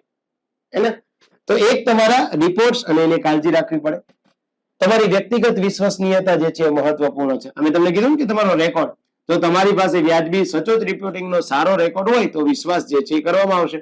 કામમાં બેદરકાર રહેવાની, અર્થઘટનની પક્ષપાતી રહેવાની પ્રતિષ્ઠા મળે તો સાથીદારો, વાચકો અને શ્રોતાઓ વિશ્વાસ કરી શકશે નહીં. એકવાર તમારો વિડીયો જોશે, એકવાર તમારી વાત જે છે એ માનશે, પછી જે છે એ લોકોને ખબર પડી જશે કે ભાઈ આની પાસે તો આવા ખોટા ન્યૂઝ હોય છે. ચલો પેલો જે છે આવા કોઈ વ્યક્તિએ વિડીયો મૂક્યો તો એ વ્યક્તિ ONGC માં પહોંચી જશે, ONGC માં પાસ થઈ ગયો, પછી કહેશે કે સર મને કાયમી નોકરી મળશે ને. કે ભાઈ ક્યાં કાયમી નોકરી છે? આ તો 11 મહિનામાં તમને શીખવાડવામાં આવે છે. કે નહીં, મેં તો પેલી પત્રકારનો વિડીયો જોયો હતો. કે એ પત્રકારને તું પૂછો, અમે ન પૂછીએ, અમે તો જાહેરાત આપી છે. અરે આ વાત રીતે તો અલ્ટિમેટ શું થશે? પેલો કેન્ડિડેટ જે છે એ આમના ઉપર વિશ્વાસ કરતો બંધ થઈ જશે. તો રિપોર્ટ હંમેશા સચોટ હોવો જોઈએ. હે, આ તમારે ભણવાનું થાય છે. આપણી પાસે આવા પ્રેક્ટિકલ એક્ઝામ્પલ આપવામાં આવશે. જો આપને કલકલિયા થાય તો આપ જે છે મોસ્ટ વેલકમ કોર્સમાં આવી શકો.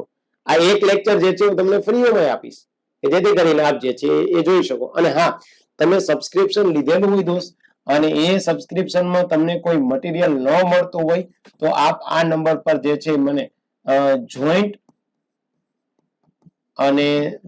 લખી અને સબ એડિટર લખી દેજો, એટલે હું તમને મટીરિયલ જે છે પણ પેઇડ કોર્સમાં જ. ઓકે. અને જે મિત્રો પહેલી વખત આ લેક્ચર જોવે છે એમને પણ કહી દઉં કે આપણું એક WhatsApp નું ગ્રુપ પણ છે જે સ્પેશિયલી માહિતી ખાતાની તૈયારી કરતા હોય એવા ભાઈ બહેન માટે છે. સ્માર્ટ વર્કથી તમારે પ્રિપેરેશન કરવી હોય આપ આવી શકો છો. તો આપ આમાં પણ જે છે એ જોઈન્ટ થઈ શકો.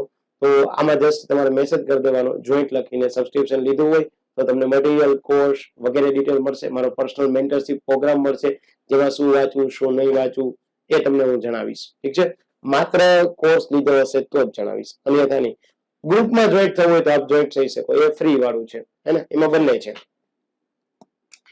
પ્રાથમિક સ્ત્રોત, હે ને, મુદ્દાના કેન્દ્રમાં રહેલી કોઈ વ્યક્તિ હોય છે, લોકોને પ્રાથમિક સ્ત્રોત કહી શકાય. એક માણસ હોય છે જે 1000 મીટર જે છે દૂરથી પડી ગયો હોય. એક વિમાન, એક વાર્તા કહેવા માટે આ જીવવા આવ્યા. એક યુનિયનના નેતા જે વેતન વાર્તા ઘટનનું નેતૃત્વ કરી રહ્યા.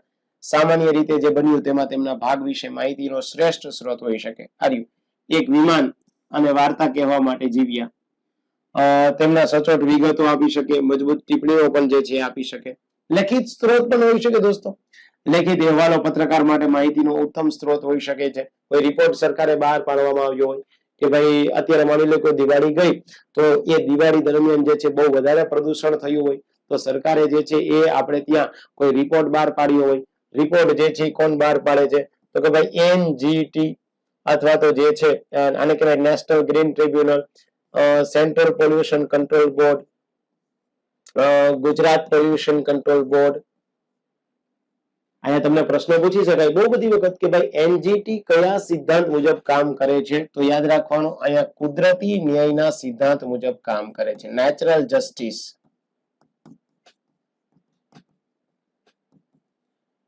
હવે તો પાછો તમને પ્રશ્ન થાય કે સર એ ન સમજાણું કે નેચરલ જસ્ટિસ કોને કહેવાય. મને બધું સમજાવીશ, ચિંતા નહીં કરો, આરામથી. નેચરલ જસ્ટિસ કોને કહેવાય કે કોઈ પણ ગુનો થયા બાદ જ વ્યક્તિની ધરપકડ કરવી આને કહેવાય નેચરલ જસ્ટિસ. ધરપકડ બે પ્રકારની થાય, એક ગુનો કર્યા અગાઉ શંકાના આધારે, એક ગુનો કર્યા બાદ, હે ને. તો જ્યારે નેચરલ જસ્ટિસ જેમાં લાગુ પડે એમાં ક્યારેય જે છે એ શંકાના આધારે ધરપકડ ના થાય. બીજું, જ્યારે ધરપકડ થાય તો વ્યક્તિને યોગ્ય જે છે એ રજૂઆતની તક આપવી પડે. તો તક ના આપી તો કુદરતી ન્યાયના સિદ્ધાંતનો ત્યાં ભંગ થાય. આને કહેવાય નેચરલ જસ્ટિસ. ઓકે, તો એક આવા લેખિત સ્ત્રોત હોય છે. ઇન્ટરનેટનો એક ફાયદો છે દોસ્તો, અસંખ્ય સ્ત્રોતો તમને ઝડપથી જે છે મળી જાય છે. અલગ અલગ પ્રકારની વેબસાઇટ જે છે એમાંથી પણ તમને મળી જાય છે. વિકિપીડિયા જેવા ઓનલાઈન સ્ત્રોત હોય છે, પણ ખાસ યાદ રાખવાનું કે ભાઈ ઓનલાઈન સ્ત્રોત જ્યારે આપણે ફાઇન્ડ આઉટ કરવા જાય ત્યારે ગલત ખોટી કોઈ માહિતી આપણને ત્યાં ન મળે એ પણ જોવું પડશે. કોર્ટ અથવા સંસદની કાર્યવાહીના સત્તાવાર જે છે એ ટ્રાન્સક્રિપ્શનને જે છે માનહાનિના પગલાથી થોડું કાનૂની રક્ષણ પણ પ્રાપ્ત થાય છે. લીક થયેલા દસ્તાવેજ, મેં તમને કીધું ને સરકાર જે છે એની કોઈ લીક થયેલી માહિતીઓ જે છે તમારા સુધી પહોંચી ગયેલી હોય તો એ કદાચ બની શકે કે ભાઈ જે છે આ રિપોર્ટ તમે છાપી દો કે ભાઈ હવે જે છે આ વ્યક્તિ, હમણાં તમે ઘણા પત્રકારોએ નહોતું પ્રિડિક્ટ કર્યું હતું કે ભાઈ રાજ્યના મંત્રીમંડળમાં જે છે સૌરાષ્ટ્રના આ કદાવાર નેતાનો સમાવેશ થશે જ, એનો જ ના સમાવેશ થયો. તો એટલે કહું તો ભાઈ ડેટા લીક થાય પણ યાદ રાખવાનું કે ભાઈ જયેશ રાદડિયાની એન્ટ્રી આ વખતે નિશ્ચિત છે. કૌશિક વેકરિયાનું પદ જશે. કૌશિક વેકરિયાને અમરેલીમાં જે છે એ પાયલ ગોટીકા નડી ગયો એટલે એને જે છે એ મંત્રી બનાવવામાં નહીં આવે. આપણે કે વાહ યાર પત્રકારે મસ્ત પ્રિડિક્ટ કર્યું, એને જ મંત્રી બનાવ્યા, જયેશ રાદડિયાને મંત્રી ન બનાવ્યો. તો આયા પોતપોતાની રીતે જે છે રિપોર્ટ આવતા હોય પણ એ રિપોર્ટમાં આનાથી શું થયું, તમે બહુ બધા બૂમાડા બૂમ થયા હતા કે જો ભાઈ અમારા અંદાજ પ્રમાણે જે છે 2022માં દોસ્તો જ્યારે વિધાનસભાની જે છે એ ચૂંટણી થવાની હતી ને ગુજરાતમાં, તો કે ભાઈ અમારા રિપોર્ટ પ્રમાણે ભાજપની સરકાર ગઈ, આ વખતે ત્રિપાખ્યો જંગ બનવાનો છે. 2022ની વાત કરું છું કે ભાઈ બીજેપી, આમ આદમી પાર્ટી અને જે છે એ ઇન્ડિયન નેશનલ કોંગ્રેસ આ વખતે ત્રિપાખ્યો જંગ બનશે. અમારા રિપોર્ટ કહે છે કે ભાજપને ભારે નુકસાન. ભાજપને 182 માંથી 156 આવી ગયા, ભારે નુકસાન. સો ભાજપ કોંગ્રેસ નથી કરવી, આપણે પક્ષની વાત નથી કરતા, આપણે સરકારી અમલદાર છે. પણ ઇન શોર્ટ તમારો રિપોર્ટ, તમારી પાસે લીક થઈને આવેલી માહિતી બહુ જ સચોટ હોવી જોઈએ અને એ સચોટતા તપાસવાનું કામ કોઈ કરતું હોય તો એ તમે રિપોર્ટર્સ છો.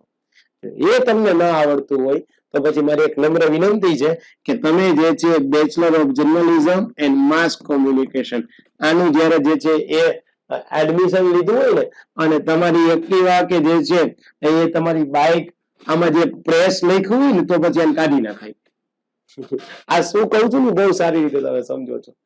હજી તો F5 માં છે અને સીધું જે છે ગ્રેજ્યુએશન પૂરું કર્યું અને આવી રીતે જે છે એ માસ કોમ્યુનિકેશનમાં બીજા દિવસે પ્રેસ ક્યાંક 4 રસ્તે જે છે કોઈ પીઆર ઉભા છે, પ્રેસ.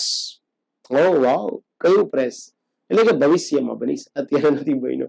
સો માત્ર ટેગ લગાવવાથી વ્યક્તિ જે છે નથી બનતો, એના માટે તમારી પાસે સારી જે છે એ વાતચીત કરવાની શૈલી, એના માટે તમારા સારા સંબંધો, એના માટે તમારું સારું નોલેજ, અને આ દરેક વસ્તુ મેટર કરે છે.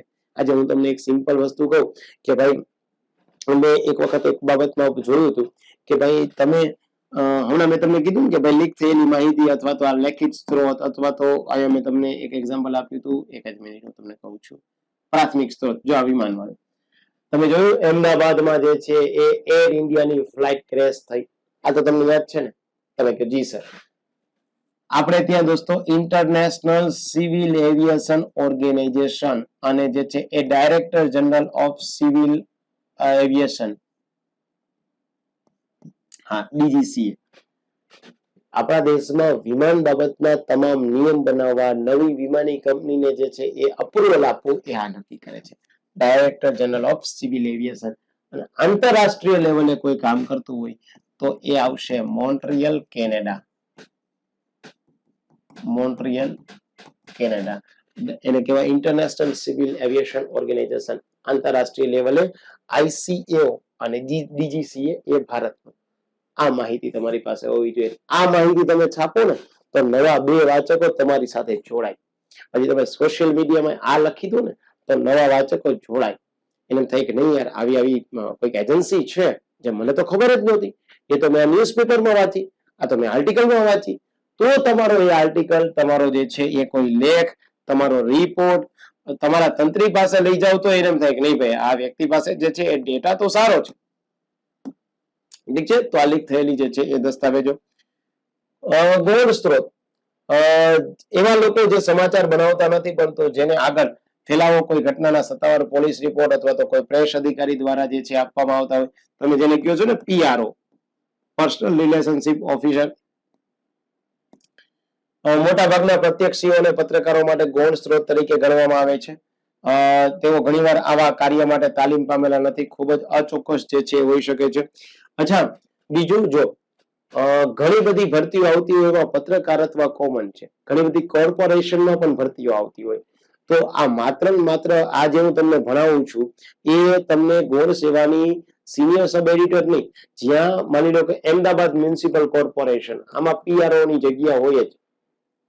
તો તમને જ્યારે પીઆરઓ નું પેપર એએમસી માં પૂછશે ને ત્યારે આ કામ આવશે. અને એટલા માટે તમારે આપણા ગ્રુપ સાથે જોડાયેલું રહેવું પડશે.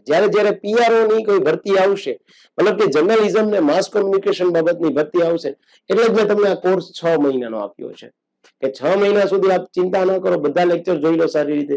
તમારે જોડે મટીરિયલ બની ગયું છે, હે ને? મટીરિયલ મેં તમને આપી દીધું છે. આવા દોસ્તો હું તમને 10 લેક્ચર આપી દઉં છું, કલાકના આપી દઉં છું. તમારું મસ્ત પત્રકારત્વ વાળો વિષય પૂરો થઈ ગયો છે. એમાં દરેક મુદ્દાઓને આપણે સાંકળી લેશું, એટલે એ ચિંતા નહીં કરતા. ઓકે. ટીપ ઓફ, ક્યારેક કોઈ વ્યક્તિ વાર્તાની માહિતી આપવા માટે ફોન કરે છે પરંતુ પોતાનું નામ આપવાનો ઇનકાર કરે છે, જેથી કરીને કોન્ફિડન્શિયલ રાખવું. માહિતીના સૌથી ખતરનાક સ્ત્રોત છે જેનો અર્થ નામ નથી. આ માહિતીના સૌથી ખતરનાક સ્ત્રોત એવો છે કે ઉપયોગ ફક્ત અત્યંત સાવધાની સાથે કરવો પડે. ઘણીવાર કેવું થાય છે કે ભાઈ પોલીસ ડિપાર્ટમેન્ટમાં જે છે આપણે શું થાય કે ભાઈ બોમ્બે જે છે સેન્ટ્રલને ઉડાડી દેવા માટેની એક અફવાનો મેલ આવ્યો હોય, તો હવે એ અફવાના મેલને ખાલી અફવાય ન લઈ શકાય, ત્યાં જે છે ચેક કરવા પણ જવું પડે. પેલો માહિતી નથી આપતો, તમને માહિતી તમને થઈ જાય કે જો સરકારના 2 મંત્રી વચ્ચે જે છે એ બહુ મોટી બબાલ થઈ ગઈ, તો કે ભાઈ તું કોણ વાત કરે છે? એ કે નહીં, હું તમારે જાણવા નથી, 2 મંત્રી વચ્ચે બબાલ થઈ ગઈ. હવે અલ્ટિમેટ શું થયું? તમે જો તમારા ન્યૂઝમાં પ્રિન્ટ લેશો અને કદાચ એ વસ્તુ ગલત સાબિત થશે તો પેલો વ્યક્તિ તો અનનોન છે, તમે એની વિરુદ્ધમાં કેસ કરશો નહીં, તો એ લોચો પડી જવાનો છે. તો આ બધી બાબતો જે છે એ ટિપ્સ ઓફ જોવાનું. બનાવી માહિતી સારા વાર્તા વિચારોને પ્રદાન કરી શકે, પણ તેનો ઉપયોગ ક્યારે ઘણીવાર તપાસ કર્યા વિના ન કરવો જોઈએ, હે ને? એને પુખ્તા પુરાવા હોવા જોઈએ. જો ખોટા હોય તો તમે સીધા જવાબદાર રહેશો. સિવાય કામ્ય વિશ્વસનીય સ્ત્રોત હોય તો ત્યાંથી કઈ જે છે ચિંતા છે નહીં. એટ્રીબ્યુશન, તમને કોઈ સ્ત્રોત પાસેથી માહિતી મળે ત્યારે સામાન્ય રીતે તે માહિતી કોઈને આપવાની જરૂર પડે. તેનો તમારા વાચકો, શ્રોતાઓને તમે જે વ્યક્તિનો ઇન્ટરવ્યુ લીધો છે તેનું નામ, શીર્ષક જણાવ્યું હોય, તમને માહિતી મળી છે તે દસ્તાવેજો કરવા.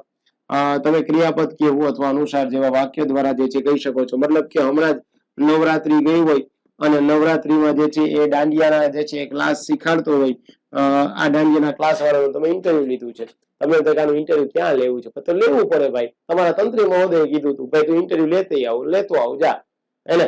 એઝ અ મેલ ફિમેલ જે કઈ તમે રિપોર્ટર છે તો તમારે ઇન્ટરવ્યુ લેવા તો જવું પડે, એને શીખવાનું પડે ભાઈ તો આવું ઇન્ટરવ્યુ આપજે ઘોઘા જેવા, એટલે મારે આમ નથી આપવું. અમુક બધા હોય એવા જ એટલે આપણે એવું નથી કહેતા જો દોસ્ત કે સ્ત્રી પુરુષનો ભેદ કરવાનો, કોઈ ભેદ નથી કરવાનો. દરેકને ભગવાને શ્રેષ્ઠ બુદ્ધિમત્તા આપી છે કે જે પોતાનું પોટેન્શિયલ ઇનપુટ આપે અને સારામાં સારી રીતે એને આઉટપુટ મળે. પણ આપણે પુરુષ બનાવ્યા હોય ને તો પુરુષ રહેવાય, સ્ત્રી બનાવી છે ને તો સ્ત્રી રહેવાય. તો અલ્લાહ ઈશ્વર વાહે ગુરુ ઉપર ડિપેન્ડ છે, એ મારા ને તમારા ઉપર ડિપેન્ડ. પુરુષ થઈ અને મીઠી સોપારી થવું આ કેટલા અંશે યોગ્ય? હવે જેને એ ખબર ના પડી આ મીઠી સોપારી શું છે એને તો હું તો કહું કઈ ન કરાય, સીધું જુનાગઢ જતું રહેવાય, સિદ્ધપુર જતું રહેવાય કે તમને મીઠી સોપારી શું છે ખબર ન પડે તો. બીકોઝ દોસ્તો અત્યારે એ જમાનો નથી કે આપ લોકો ભોળા થાવ, આપ ગભુ જેવા ન રહી શકો. આપ ડિપાર્ટમેન્ટમાં આવો છો, સરકારમાં આવો છો, એકદમ સાફ પ્રકારનો માઇન્ડ રહેવો જોઈએ. કોઈક વ્યક્તિ આપણને જે છે એ કઈ નજરથી આમ જોવે છે એ આપણે તરત ખબર પડી જવી જોઈએ. અને આ તમને બળવાન બને. આપણે કોઈ દિવસ કરપ્શન નથી કરવું, આપણે કોઈનું ગલત નથી કરવું, પરંતુ તમારો માઇન્ડ, તમારી વ્યક્તિગત છટાઓ જે છે એક પ્રકારની કેવી રહેવી જોઈએ?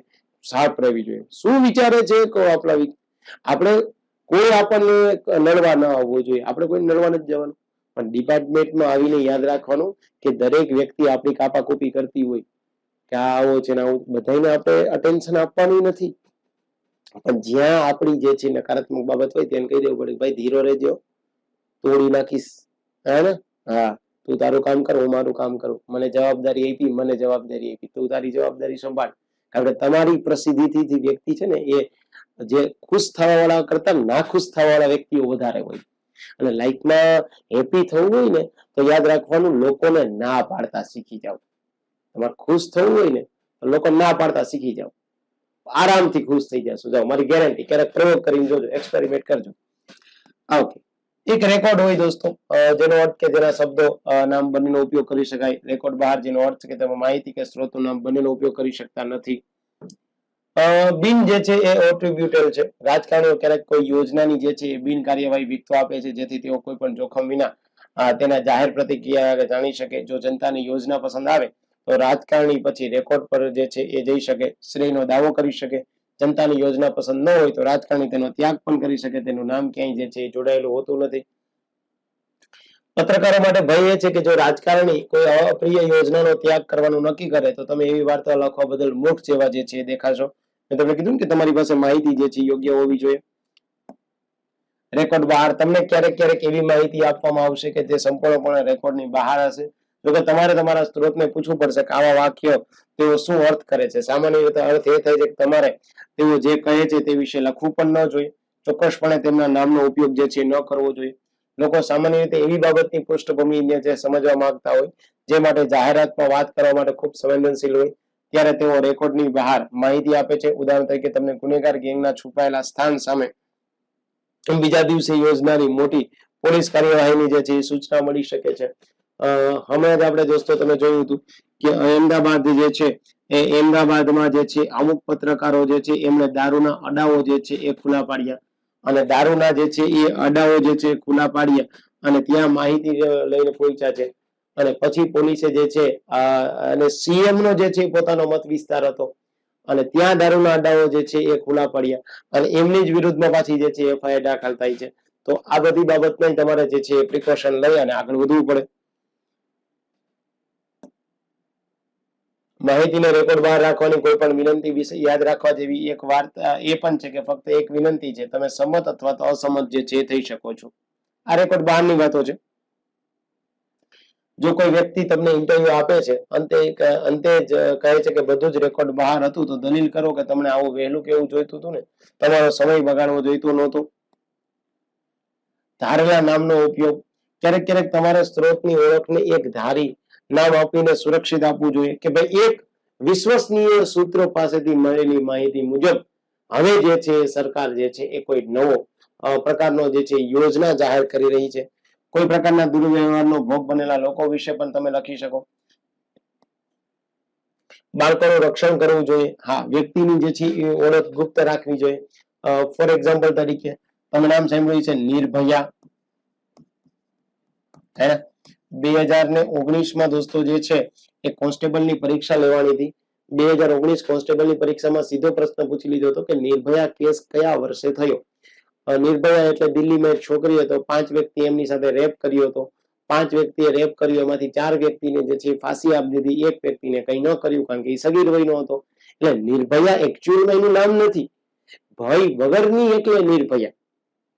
તો આ શું થયું છે કે મીડિયાએ જે છે એનું નામ ગુપ્ત રાખ્યું કારણ કે એની પર્સનલ આઈડેન્ટિટી જે છે એ આપણે છુપી રાખવાની થઈ, કારણ કે આપણે એવા સમાજમાં રહીએ છીએ ને દોસ્ત, આપ સમજો છો ને કે અહીંયા આપણે કેવા જે છે એ માનસિકતા ધરાવીએ છીએ કે ભાઈ એક વ્યક્તિ જે છે એમની ઉપર કોઈ મહિલા છે, મતલબ મહિલા છે એની ઉપર કોઈ વ્યક્તિ આવું ગંદુ કૃત્ય કર્યું છે, તો એ મહિલા પોલીસ સ્ટેશન નથી જતી. કેમ ભાઈ નથી જતી? કારણ કે પોલીસ સ્ટેશન જાય તો શું થાય છે કે એ મહિલા જે છે એમને ત્યાં જે છે એના પરિવારનો અને સમાજનો ડર રહે છે કે ભાઈ સમાજ જે છે એ કહે છે કે નહીં, જો આ મહિલા કે આ સ્ત્રી સાથે તો ખોટું થયું છે, હવે આપણે આ સ્ત્રી સાથે યોગ્ય વિવાહ સંબંધથી ન જોડે.